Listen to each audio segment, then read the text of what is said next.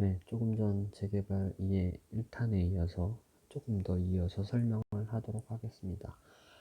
아, 그러면은 지금 위에 좀 전에 영상을 보시면 재개발은 그냥 무조건 노다지다. 무조건 돈 버는 거네. 그러면 무조건 해야겠네. 그럼 재개발에는 위험이 전혀 없냐? 그건 당연히 아닙니다. 모든 투자에는 이렇게 리스크라는 게 당연히 따르게 마련이고, 재개발이라고 하면 보통 이제 사업 진행의 어떤 속도 이런 게 일단 중요하겠죠. 그 다음에 그거 앞서서도 아까 제가 목동 3구역의 예를 들어서 조합원 분양가 2억 8천에 일반 분양가 4.5억에 이거는 사실 차이가 많이 난 겁니다. 실제로는 이렇지 않은 경우도 많고, 대전 같은 경우에는 대전이 최근에 이제 재개발 지역들이 여러 구역들이 있는데 진행하는 중에 일반 분양가가 굉장히 크게 상승을 했죠.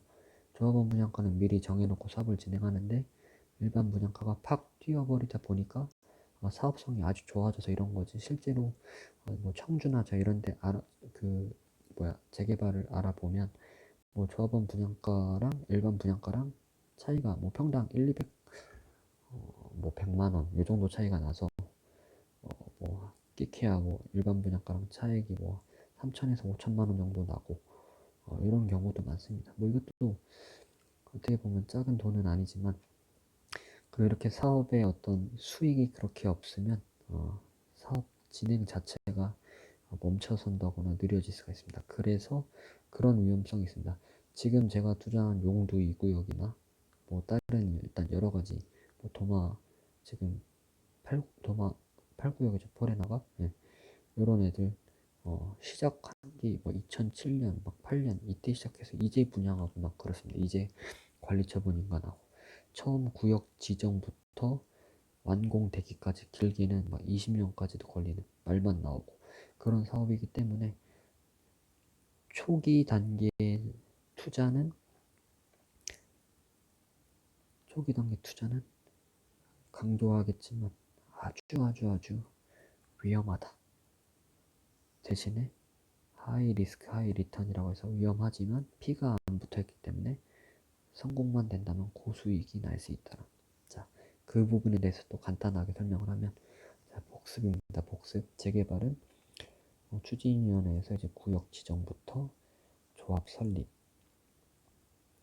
자 조합 설립 후 시공사 선정, 그 다음에 뭐 건축 심의 하고 이제 사업 시행인가, 그 다음에 이제 조합원 분양 아니죠. 저기 먼저 감평하고 조합원 분양하고 그걸 바탕으로 관리 처분. 자 그러고 나면 이제 이주 철거, 일반 분양. 자 이렇게 흐름으로 봤을 때 보통은 조금 이제 안정적으로 들어갈 수 있는 건 사업 시행 인가서부터가 이제 어느 정도 사업 시행 인가까지 나면 얘는 이제 재개발이 머지않아 진행이 되겠구나 라고 생각을 할 수 있어요. 물론 사업 시행 인가까지 났다가도 막 스톱이 되고 막 빠꾸가 되고 그러는 경우가 있지만 그래도 조금은 이제 안정적으로 들어갈 수 있는 사업 시행 인가. 그것보다 더 나중은 더 안정적인 건 관리 처분 인가를 기준으로 이때는 이제 거의 끝입니다. 거의 모든 게 확정이 된 상태로 이주만 시키면 돼요. 조합원들이 이주시키고 저러고. 근데 이 관리처분 인가가 나고 나서도 이주가 아주 오래 걸려서 이제 비대위라고 해서 이 재개발을 초창기 반대했던 사람들이 이사를 안 가고 버티는 겁니다. 그럼 이제 소송해야 되고 시간 걸리고 사업 비용 들고 하다 보니까 이제 사업성이 떨어지면서 막 비례율이 올라가고 비례율이 떨어지고, 비례율에 대해서는 나중에 더 얘기를 할 건데 그러면 이제 문제가 생기죠. 그래서 관리처분 인가가 나고 일반 분양할 때까지도 이 뭐 교회나 이런 어떤 잘 안 나가는 것들 있다고 하는데 그런 것들 이제 아주 오래 버텨서 막 2년 이상 걸리기도 합니다. 이주하는 데만. 지금 현재 가장 대전에서 핫한 용문 재건축 거기 1, 2, 3단지가 2018 18년 12월에 거의 19년 초에 그때 관리처분 인가가 났는데 지금 20년 4월 현재까지도 이주가 완료가 되지 않아 1년 3개월이 지난 현재까지도 이주가 완료가 되지 않아서 소송하고 있다고 합니다. 96%가 이주가 된 걸로 알고 있습니다. 아직도 4%가 남아서 이주를 끝내고 철거를 해야 일반 분양을 하는데 계속 시간이 지연이 되고 있죠. 그럼 내가 투자해놓은 돈이 묶이고 그 돈이 오랫동안 간다는 거죠. 그러나 그래도 일반적으로는 관리처분 인가가 난 이후의 물건들은 거의 이제 사업이 끝난 단계입니다. 사업 인가도 꽤 많이 온 거고. 제가 어떤 부동산 강의를 봤는데 초보자들은 조합 설립 이전 단계는 무조건 피하라고 하더라고요. 무조건 피해야 돼.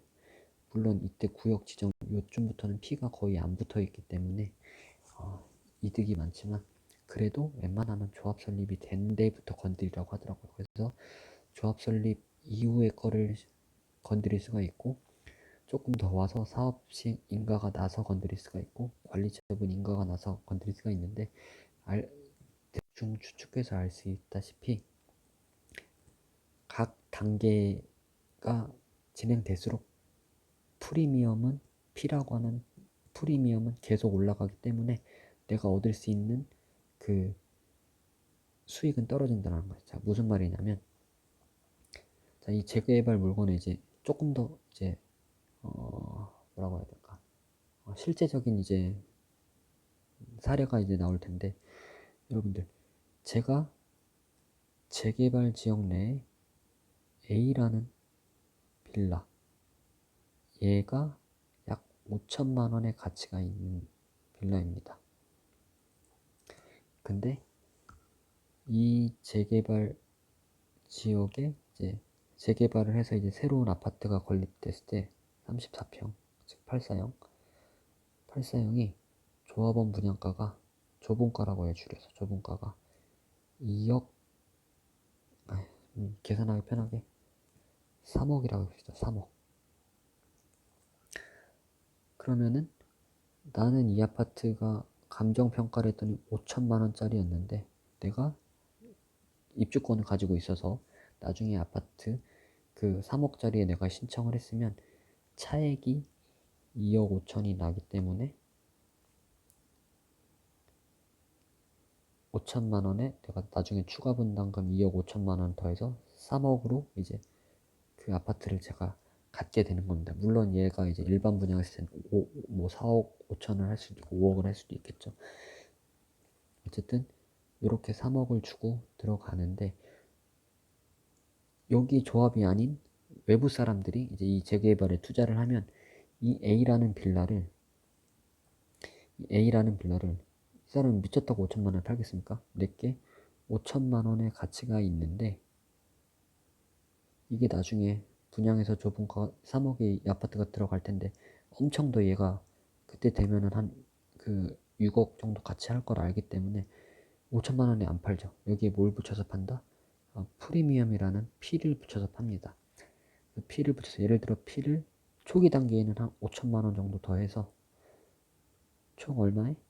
나는 1억 주고 이 5천만 원짜리 가치 있는 재개발 구역 내에 조합이 될 수 있는 입주권이 있는 물건을 프리미엄 5천만 원을 주고 1억 주고 산 겁니다.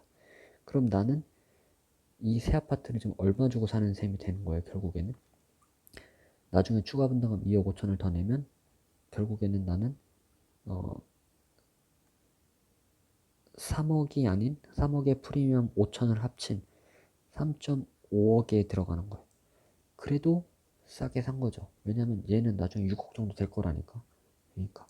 그래서 여기에 P를 주고 사는데 이 P라는 놈이 이 재개발 단계가 하나하나씩 진행될수록 P가 올라갑니다. 왜냐면 점점 사업 리스크, 멈출 리스크가 점점 걷어지는 거거든요. 그래서 사업 시행 인가가 나면 보통은 한 3년 정도쯤이면 일반 분양을 할 거기 때문에 사업 시행 인가가 나면 또 점프, P가 점프, 관리처분 인가가 나면 이제 거의 다 왔네. 그러면 이제 얼마 안 있으면 분양할 거니까 또 점프. 그러니까 P가 점점 올라갑니다. 그래서 이제 나중에 이제 관리처분 인가가 나고 나서는 얘가 이제 P가 막 1억 5천이 돼 있는 거죠. 그러면은 내가 이 A라는 빌라가 5천만 원의 가치가 있었는데 P를 1억 5천을 주고 사서 총 얼마? 2억에 저 빌라를 사는 거죠. 그러고 나면 나중에 저 새 아파트 기준으로 하면은 조합원 분양가 3억에 P 1.5억을 더 준 4.5억에 저 아파트를 결국 산 셈이 되는 거죠. 그럼에도 불구하고 얘가 6억이 갈 거라는 위치이기 때문에 충분히 투자를 할 수가 있다라는 거예요. 자, 이게 이제 기본 중에 기본이에요. 아직도 설명할 게 더 많은데 일단 여기까지는 이해를 좀 하면 도움이 될 것 같고요.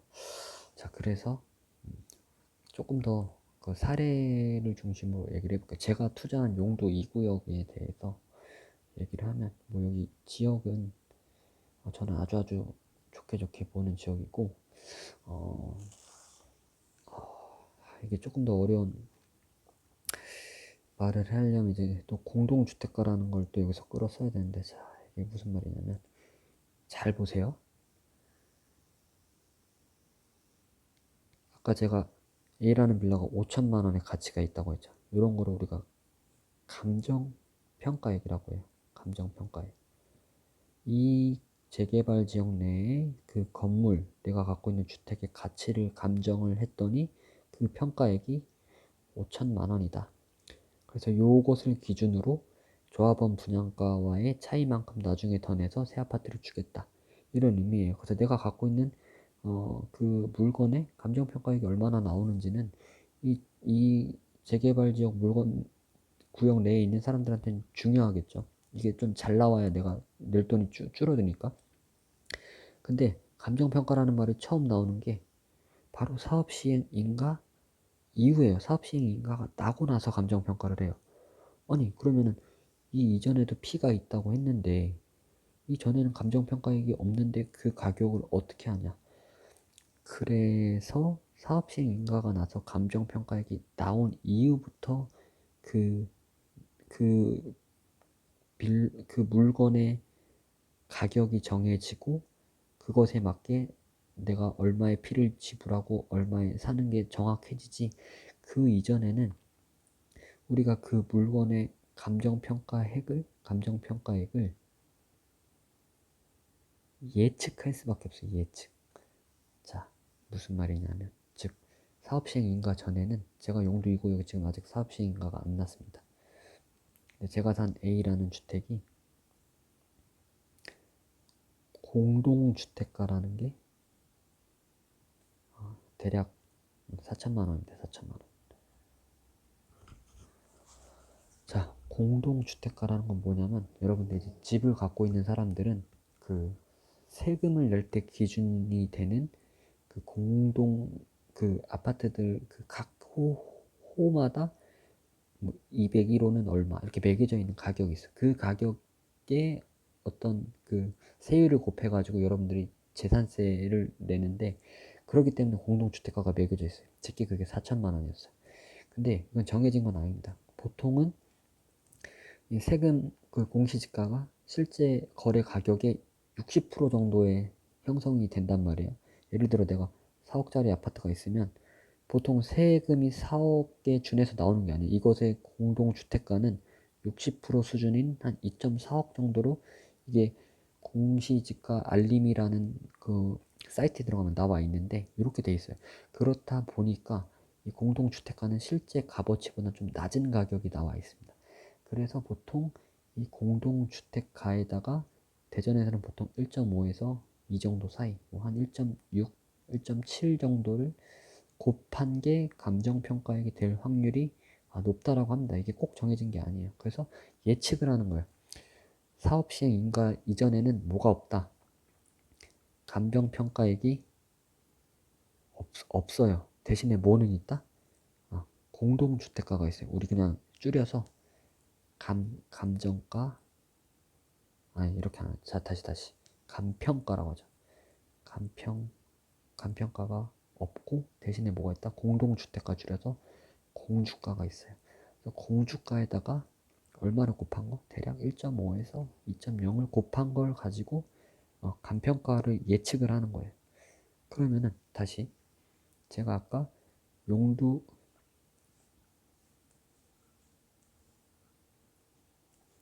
자, 용두 2구역 내 A라는 빌라를 제가 샀어요. 근데 그게 공주가가 4천이었어요. 4천. 근데 예상 간평가는 얼마다? 대략 1.6을 곱해볼게요. 그럼 6,400만 원이다. 맞죠? 예상 간평가가 6,400이야. 근데 제가 이 빌라를 얼마 주고 샀냐면 예를 들어 2억 주고 샀어요. 2억. 그럼 저는 6,400만 원짜리를 2억 주고 샀으면 P를 얼마를 지불한 거다? 1.36억을 지불한 거예요. 근데 이게 정확해요? 아니에요. 왜? 간평가가 예상한 거거든요. 이제 사업 시행 인가가 나고 간평을 했을 때 까봤더니 내게 이 공주가가 4천이라서 6,400 정도 나오겠군 했는데 진짜 재수가 좋아서 간평가가 8천이 나왔다. 그럼 난 이미 2억 주고 샀단 말이야. 그럼 실제로 나는 P값 얼마밖에 안 준 거다. 1.2억 주고 산 거죠. 그럼 기분이 좋겠죠. 물론 무조건 간평이 높다고 좋은 건 아니라고요. 그 전체적인 사업을 봤을 때 비례율이라는 걸 또 보기 때문에 그건 또 더 이해를 해야 되기 때문에 일단은 좋은 거죠. 1.2억만 줬으니까. 근데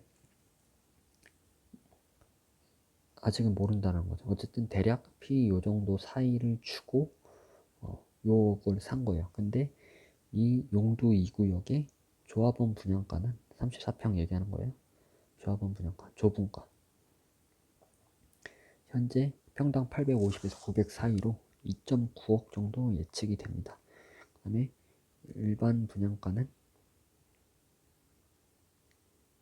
예측인데 대략 하기 나름인데 최근에 목삼이 4.5억에 성공적으로 분양을 했기 때문에 그 정도 수준에서 한다고 하면 또 역시 4.5억, 4.5억.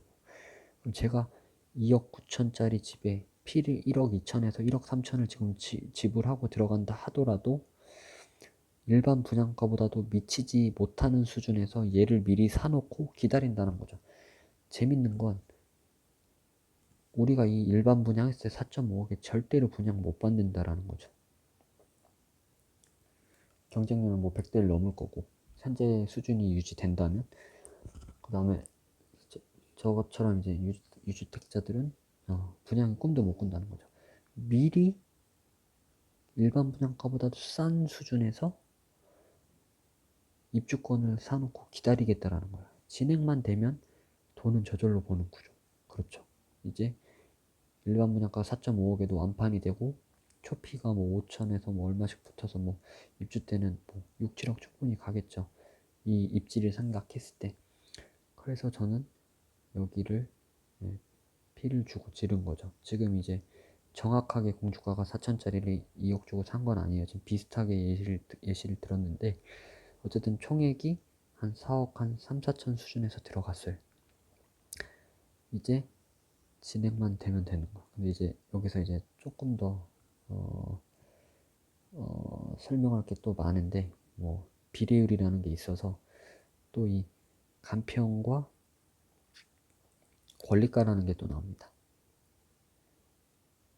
결론적으로 봤을 때는 이 간평가보다 더 중요한 게 권리가입니다. 왜냐면 아까는 제가 그 조합원 분양가와 간평가의 차액이 나중에 추가 분담금이라고 했는데 실제로는 그게 아니라 간평가에서 비례율을 곱한 게 권리가인데 이 권리가와의 차액이 추가 분담금이 됩니다. 무슨 말이냐면 간단하게 설명을 해볼게요. 간평가 1억짜리 빌라가 있었어요. 근데 이 재개발의 사업이 굉장히 좋아요. 사업성이 아주 좋아서 사업성이 좋다라는 말은 조합의 수가 적고 일반 분양 물건이 많고 또 조합원 분양가와 일반 분양가의 차익이 크고 또 재개발 진행 속도가 굉장히 빨라서 오래 걸리지 않았고 이런 것들 이제 종합적으로 해서 사업성이 아주 좋은 경우에는 비례율이라는 게 올라가요. 비례율. 즉 적은 돈을 가지고 일반 분양에서 일반 분양가가 높아서 또 일반 분양 물량이 많아서 조합 이제 돈이 굉장히 많이 남아 돌게 되는 거죠. 그렇게 되면 그 추가 이익분을 거기 재개발 그 주민들에게 이렇게 분배를 하게 되어 있단 말이에요. 그래서 비례율이 올라가서 이 감정평가액이 실제 나의 권리 가격이 바뀌게 되는 거예요. 그래서 권리가액이 올라가서 비례율이 100%를 기준으로 하면 감평가 1억이면 권리가가 1억이었겠는데 비례율이 150%가 됐다라고 하면 말 그대로 감평가 1억이던 게 권리가가 얼마가 되는 거예요? 1.5억이 되는 거예요. 그러면은 아까 제가